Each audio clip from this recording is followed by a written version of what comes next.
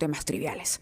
Fernando. Vamos a hablar ahora sobre un tema que no es trivial, tiene que ver con la energía y con el costo de vida en relación con el gas. Y lo vamos a hacer con un economista que ha sido viceministro de Energía, el señor Arturo Vázquez Cordano, actualmente investigador en la Escuela de Posgrado Gerens.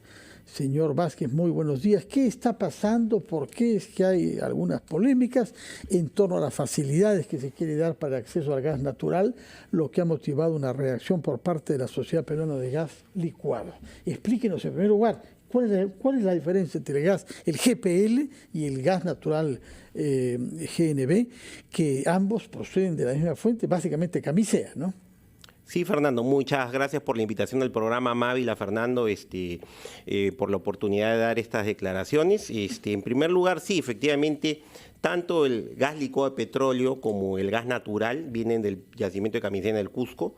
Son dos combustibles que son los menos nocivos que tenemos en el país, ¿no? Según el Ministerio del Ambiente, ¿no? Y se utilizan en diferentes usos, ¿no? El GLP, por ejemplo, se utiliza masivamente en lo que es la cocción de alimentos en diferentes estratos socioeconómicos. Para que tengan una idea, a la fecha el 35% de hogares pobres, ¿no? Están recibiendo GLP, lo que, por ejemplo, en el año 2012 era solamente el 5%. Entonces estamos hablando de que había una gran penetración del gas licuado de petróleo, que es el que vemos en nuestros balones, ¿no? Sí. Y el gas natural está llegando a las principales ciudades gracias a las concesiones que se dieron en los años de la década del 2000 y 2010.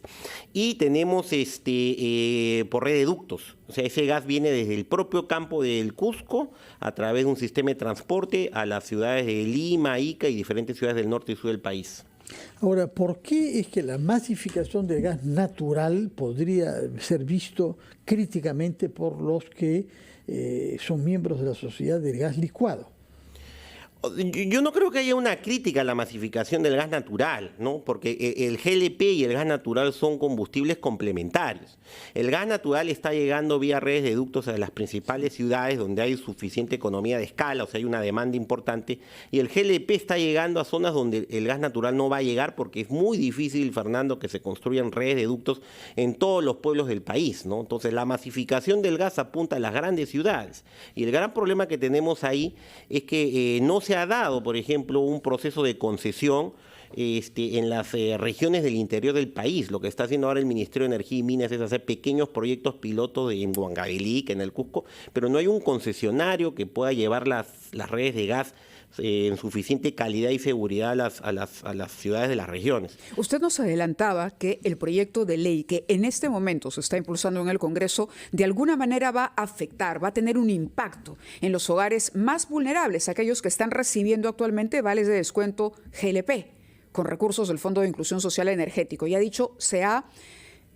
modificado o se ha tergiversado el proyecto del Ejecutivo, utilizó una palabra que en este momento no recuerdo, pero habló de un impacto importante. ¿Podría reflexionar sobre eso? Decirnos de qué manera este impacto, distorsión es la palabra, se ha distorsionado en el Congreso el proyecto del Ejecutivo y por lo tanto estas personas, que son los hogares más vulnerables, van a sufrir las consecuencias de esa distorsión. Sí, Mávila, efectivamente, como tú mencionas, el proyecto de ley 679 que propuso el Ejecutivo en el gobierno de Pedro Castillo, se ha distorsionado en el Congreso, ¿no? En la medida en que se está utilizando una redacción en el artículo 8 de este proyecto para desviar fondos del FICE para financiar proyectos de masificación de gas natural, ¿no?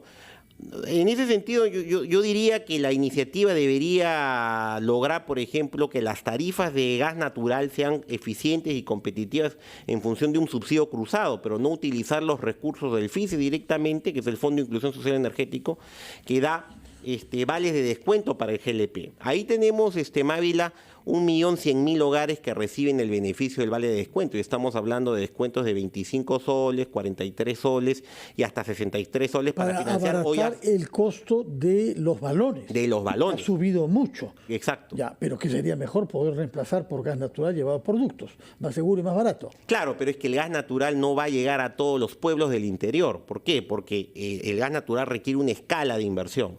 El gas natural es más barato, pero en la medida que tengamos las redes de ductos.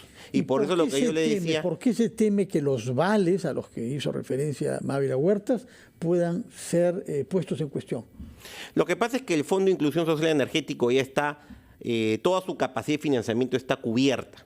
Por ejemplo, se está destinando 500 millones de soles a los proyectos de masificación del gas natural, que eso está muy bien, 250 millones de soles a los vales de GLP de descuento que tú mencionabas, Fernando, y en lo que es el gas natural vehicular, otros 250 millones de soles, y el resto se está utilizando en otros mecanismos de subsidios energéticos. Entonces, el FICE solamente percibe 1.200 millones de soles. Entonces, si tú le pones otro mecanismo más, la plata se va a tener que mover de algún lado. ¿Se dan cuenta? Y el riesgo es que se tome dinero de los vales de GLP que llegan pues a las poblaciones mucho vulnerables. Estamos hablando de los comedores populares, ollas comunes que se le da el descuento. Ese es el tema. Eso es lo que no estaba contemplado en el proyecto de ley del Ejecutivo. Eso se ha distorsionado en el Congreso, ¿no? Y ese es el gran problema que tenemos ahora. La conclusión es, como usted ha dicho, que ambos sistemas y ambos combustibles sean complementarios. Ahí viene el reto. Bueno, muchas gracias. El tiempo nos ha ganado, pero le agradecemos que haya estado con nosotros aquí en el programa explicándonos especialmente las diferencias entre los dos combustibles, porque usualmente se confunden. Muy amable. Sí, gracias. Muchas gracias, señor. Mávila, llegamos al fin de este programa y de la semana.